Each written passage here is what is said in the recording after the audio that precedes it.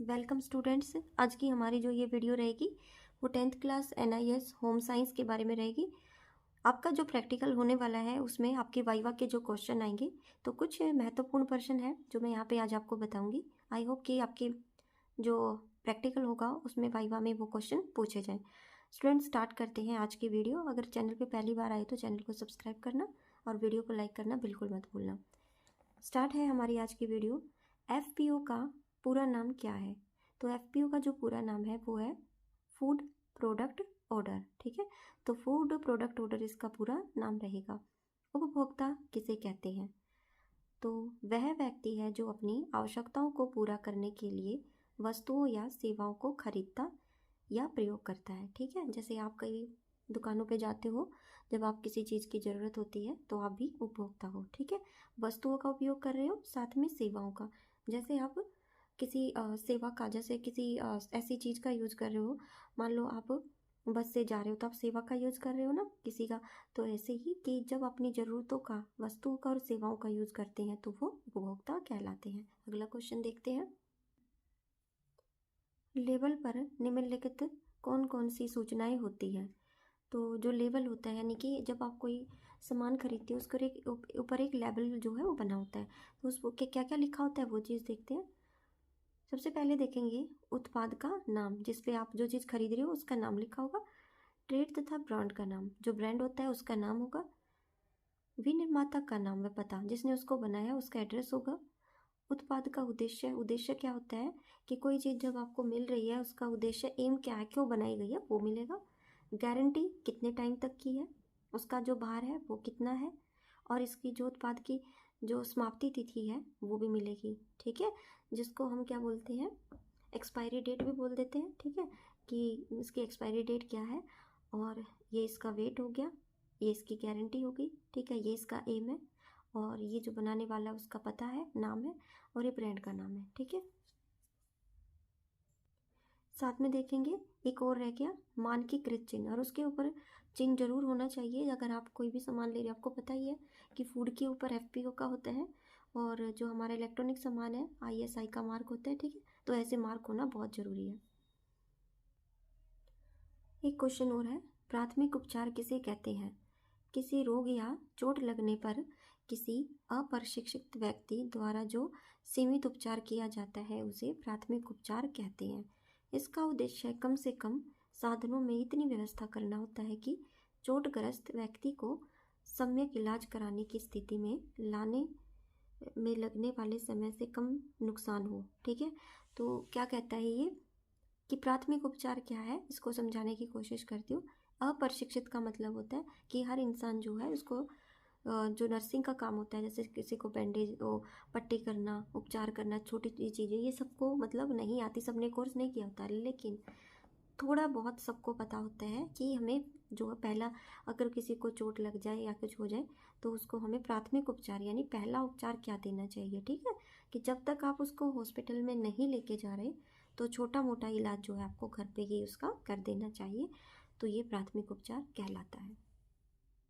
अगर एक लाइन में हम इसका आंसर देने की कोशिश करें तो सर्वप्रथम रोगी को दिया गया उपचार प्राथमिक उपचार कहलाता है। ठीक है, आगे देख लेते हैं। ISI मानक चिन्ह किन वस्तुओं पर लगाया जाता है? ठीक है, इलेक्ट्रॉनिक सामान, रसायन, खिलौने, प्रेशर कुकर, बिस्किट, कॉफ़ी आदि वस्तुओं पर ISI मानक चिन्ह होता है। तो ये इम्पोर्टेंट है आपका, ज़रूर पूछा जाता है FPO ISI के मार्क के बारे में, तो इसको ज़रूर याद करेंगे। प्राथमिक उपचार किट के अंदर कौन सी सामान होता है, कौन सा सामान होता है? बैंडेड, डेटॉल, या कोई एंटीसेप्टिक क्रीम, छोटी कैंची, बड़ी कैंची, पट्टी, रुई, दर्द की दवाई जैसे एस्पिरिन तथा थर्मामीटर। ठीक है, तो ये एक छोटा सा जो फर्स्ट एड बॉक्स होता है, प्राथमिक उपचार जिसको बोलते हैं फर्स्ट एड बॉक्स, तो वो उसमें इसका यूज़ किया जाता है। दाग धब्बा क्या होता है? दाग धब्बा अन्य तत्वों के संपर्क में आने के कारण कपड़े पर लगने वाले अवांछित निशान को कहते हैं, जैसे रंग, गंध और स्पर्श। समझ आ गया कि दाग व धब्बा क्या होता है? जब कपड़ा जो है किसी अन्य चीज़ों के संपर्क में आता है, जैसे मान लो चाय आ गया उसके साथ, और खून का दाग हो गया, स्याही का दाग हो गया, अवांछित जो हम चाहते नहीं और वो लग जाता है, ठीक है, तो वो दाग कहलाता है। दाग कितने प्रकार के होते हैं? दाग अनेक प्रकार के होते हैं। चाय का, रक्त का, दूध, तेल, हल्दी, शाही, पेंट, नील पॉलिश, ठीक है। और वनस्पति दाग कौन से होते हैं पूछा जाएगा। कॉफ़ी या चाय का दाग वनस्पति, चिकने का दाग तेल का, पशु दाग रक्त, दूध, अंडा, खनिज दाग जंग, दवाएं, और विविध दाग जैसे शाही। तो ये अगर दागों के बारे में आ गया तो आपको ये करके जाना जरूरी है। दाग धब्बा हटाते समय किन बातों का ध्यान रखना चाहिए? ठीक है, जहाँ तक संभव हो दागों को उसी समय तक साफ कर लेना चाहिए, जैसे ही दाग लगे उसको तुरंत साफ कर लेना चाहिए। हल्के व मृदु अनुकर्मकों का प्रयोग करें क्योंकि ये कम हानिकारक होते हैं, चाहे फिर दाग निकालने में कुछ अधिक समय लगे। कहते हैं जब दाग लग जाता है तो उसको जो है ज़्यादा हार्ड चीज़ों से ना उतारें, क्योंकि साथ में कलर भी निकल जाएगा। तो चाहे समय ज़्यादा लग जाए लेकिन हल्की चीज़ों का यूज़ करना चाहिए। दाग निकालने के पश्चात कपड़े को कई बार पानी से साफ करें, क्योंकि अभिकर्मक सूखने के पश्चात कपड़े को हानि पहुंचा सकता है। ठीक है, कि अगर कपड़े का वो दाग निकल जाए तो उसको अच्छे से पानी में जो है धोना जरूरी है। एक मार्क के चिन्ह किन खाद्य पदार्थों पर लगाया जाता है? ठीक है, कृषि तथा पशु संबंधित उत्पादन जैसे मसाले, दालें, आटा, ये अनाज लिखा हुआ है, अंडे, तेल, मक्खन आदि पर एक मार्क का चिन्ह होता है। ठीक है, तो ये सारे जो है आप याद करेंगे।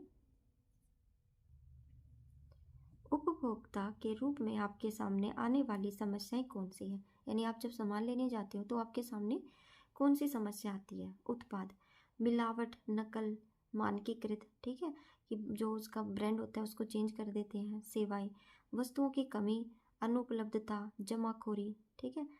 उत्पादन से संबंधित समस्या, वस्तुओं के मूल्य में भिन्नता, मानकीकृत, वस्तुओं की कमी, कई वस्तुओं की पैकेजिंग की, प्रसिद्ध ब्रांडों की पैकेजिंग की,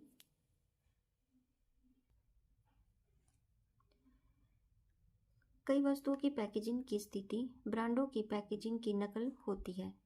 वास्तव में जानबूझकर मिलावट करना, ठीक है, कि जब आप कोई सामान लेने जाते हो तो क्या करते हैं कि जानबूझ के जो सामान होता है उसकी नकल बना देते हैं जो ओरिजिनल ब्रांड होता है उसकी। तो एक तो ये नुकसान होता है और पैसे भी उतने ही देने पड़ जाते हैं।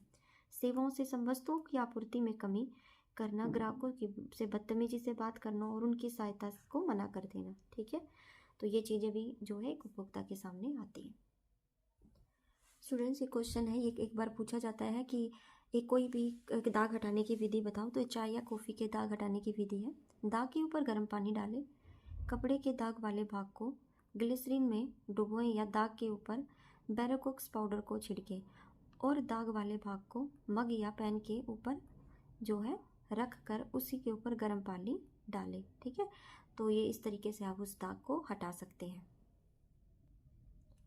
पशु दाग को हटाने की विधि, ताप से बचाना चाहिए, ठीक है, क्योंकि इन दागों में प्रोटीन होता है और जो ताप उपचार के कारण ये कपड़े पर स्थिर हो जाते हैं। ठीक है, अगर आप इसको गर्म ज़्यादा करोगे तो ये कपड़े पर स्थिर हो जाएंगे। स्टूडेंट्स, ये आज की हमारी वीडियो रही थी प्रैक्टिकल की। होम साइंस का आपका प्रैक्टिकल का वाइवा के क्वेश्चन थे, और फिर नेक्स्ट वीडियो में मैं आपको जो है पेंटिंग के जो इंपॉर्टेंट क्वेश्चन है वाइवा में जो प्रैक्टिकल में पूछे जाएंगे उनकी वीडियो लेके आऊँगी। और आप चैनल को सब्सक्राइब करना, वीडियो को लाइक करना। कल फिर एक नई वीडियो के साथ मिलेंगे, तब तक के लिए बाय, थैंक्स फॉर वॉचिंग।